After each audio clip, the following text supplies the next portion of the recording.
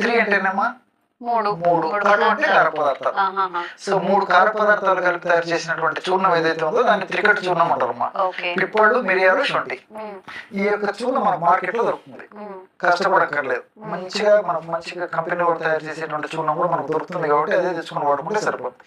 ఆ త్రికట్టు చూర్ణము ఒక 50 గ్రాములు తీసుకోవాలమ్మా. ఆ, అదేవిధంగా మంచి ఇంగువ, నాగూరు ఇంగువ అని చెప్పేసి, ఇంగువలో శ్రేష్టమైనటువంటి మళ్ళీ ఉమ్, నాగూరు ఇంగువ అని చెప్పేసి కూడా అంటారు, మనకు మార్కెట్ లో దొరుకుతుందమ్మా. ఆ, ఆ నాగూరు ఇంగువ దొరికేట్లయితే అది కానీ, లేకపోతే ఇంకా మంచి అటువంటి పద్ధతిలోనే మంచి ఇంగువ ఏదైనా దొరికేట్లయితే అదైనా పర్లేదు. ఓకే. సో ఇంగువ ముక్కలు తెచ్చుకొని కాస్త నెయ్యి వేసేసి కొద్దిగమ్మా ఉమ్, వేయించడం వల్ల బాగా బొరుగు పొంగిపోతుంది ఇంగువ. ఉమ్, ఆ విధంగా పొంగిన తర్వాత దాన్ని చూర్ణం చేసుకోవాలమ్మా. ఓ, అది పద్ధతి. ఆ యొక్క చూర్ణాన్ని ఒక 5 గ్రాములు కలుపుకోవాలి. 50 గ్రాములు త్రికట చూర్ణం అయితే 5 గ్రాములు ఇంగువ చూర్ణం. ఉమ్. 2 పదార్థాలు బాగా కలిపేసి ఒక గాజు సీసాలో నిల్వ ఉంచుకొని రోజు ఉదయం ఆహారానికి ముందు